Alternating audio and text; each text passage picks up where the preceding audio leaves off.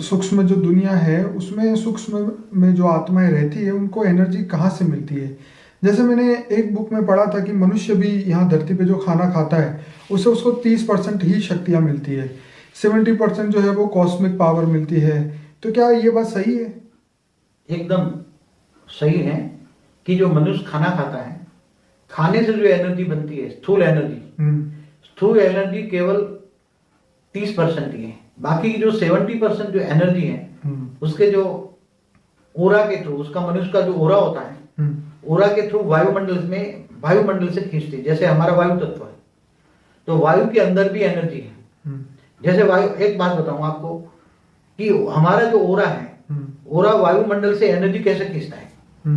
मनुष्य का वायु तत्व 70% एनर्जी मनुष्य आत्मा को वायुमंडल से मिलती है। कहां से मिलती है? तो कई लोग जो साधु संत पहले नहीं होते, केवल हवा पर जीते थे, उसको स्थूल खाने की जरूरत नहीं होती थी पहले। तो हवा में एनर्जी है।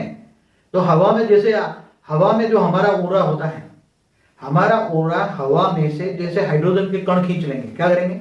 हाइड्रोजन एनर्जी से भरा होता है ना हाइड्रोजन। तो हमारा ओरा हाइड्रोजन को खींच लेगा। हाइड्रोजन वायु तत्व को एनर्जी में रूपांतर करके हमारी बॉडी में अग्नि तत्व है, क्या करेगा?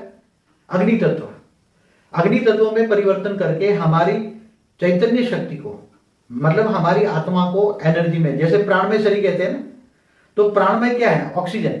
जो हम ऑक्सीजन लेते हैं, तो ऑक्सीजन लेकर हमारी प्राणमय शक्ति हमें ऑक्सीजन से मिलती है, इसलिए उसको प्राणवायु कहते हैं। क्या कहते हैं?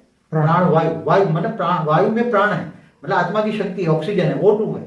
ऐसी तरह हाइड्रोजन भी वायुमंडल से एब्सॉर्ब करके, एक कण, एक सेल एब्सॉर्ब करके, अग्नि तत्व, हमारी बॉडी के अंदर अग्नि तत्व बहुत जरूरी है। तो हमारी बॉडी के अंदर अग्नि तत्व एनर्जी कहां से आती है? हाइड्रोजन से आती है। वो वायु तत्व के द्वारा हमारा ओरा एब्सॉर्ब करता है और वो हाइड्रोजन को एनर्जी में कन्वर्ट करता है। वही 70% एनर्जी हमें वायु तत्व से मिलती है। और आप रही सूक्ष्म जगत की बात है, जैसे देवताएं, सूक्ष्म जगत में तीसरे लेयर तक देवताएं रहते थे, तीसरे स्वर्गलोक। तो देवताओं को तो यहाँ हविष से मिलती थी, जो यज्ञ हवन करते थे उससे देवताओं को ताकत मिलती थी। यज्ञ में जो स्वाहा करते थे, घी का, जव तल का। तो वैसे में देखा जाए तो जव तल की जो आत्माएं होती थी, जव तल में भी आत्माएं तो है ना, उसके पानी में उगा तो वनस्पति उगेगी ना। तो चैतन्य शक्ति जव तल में है ना, वो तो बीज है ना, तो बीज में आत्मा तो है ना। तो वो आत्माएं जलकर फूटकर निकल जाती वायु तत्व और उसके अंदर। तो वो आत्माओं की, उसको इसलिए हविष बोला। क्या बोला? हविष।